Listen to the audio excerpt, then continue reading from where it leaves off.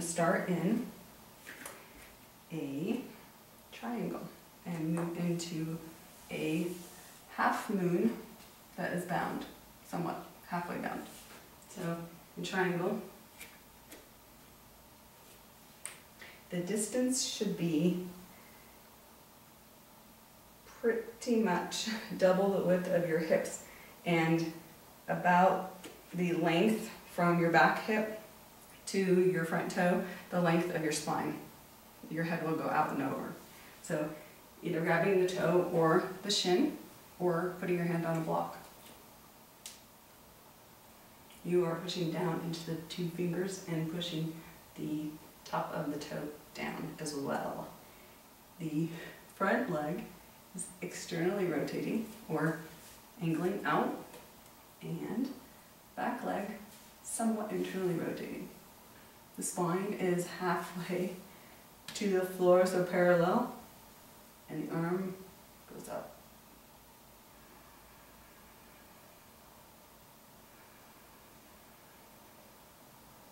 So triangle can be a difficult balancing posture for some, especially if the feet are not in the right alignment.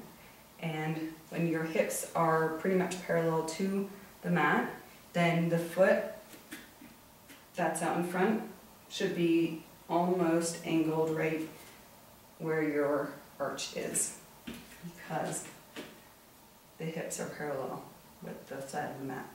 The alternative is having the hips a little bit, the width of the hips to the front, then you take away a little bit of that distance between the foot. So you have to move it out to the side, and then the foot is more the distance of the hips and shorter in your width. So for triangle, you are, because you're pushing the back hip back and this leg is coming towards you, you won't have to find so much distance between the feet.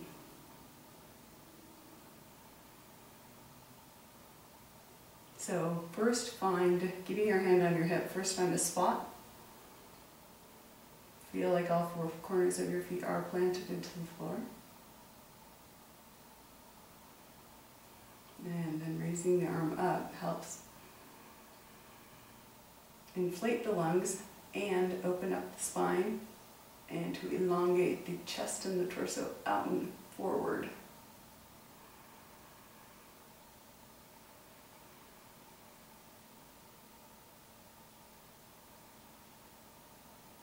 To do a half bound triangle, bring the arm that is up, down, internally rotate it so it is like so. And if I change up the side, so you can see the back view.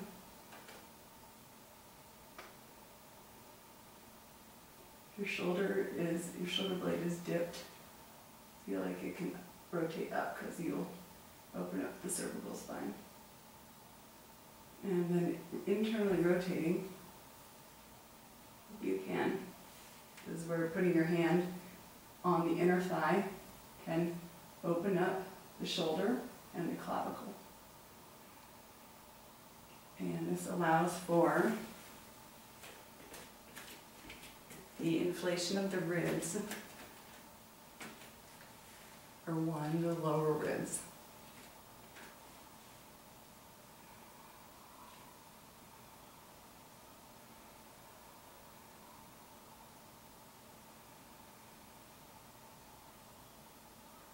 And more of a twist in the spine, and opening the front of the shoulder. Usually internally rotating arms is more constricting to the chest, and that's why this one posture does allow for more chest expansion, because it gives you more space in the lower ribs. So when you have that bind or that wrap, half wrap, and you feel comfortable, if I'm not as close to the wall, backing it up, you have the half wrap, and you feel comfortable looking out ahead of you, finding the stability in the foot in front, your front foot, to lift up and find a half moon posture without moving your hand. So first finding the stability in the foot so it's not going up or down, the rotation in the hips, the fingers are there out in front of you to help stabilize, and the back foot is flexed. So if you're pointing your foot or the ankle is lax, then your ankle will act like a rudder and moving eyes. So the body will follow the movement of the ankle or the toes or the eyes the same way. So use the foot as a flexed stabilizer and more like a boat rudder. So it will help guide you in one straight line so you don't move. So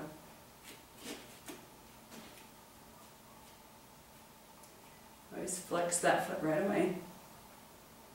Stabilizing the front leg. Open in the hip.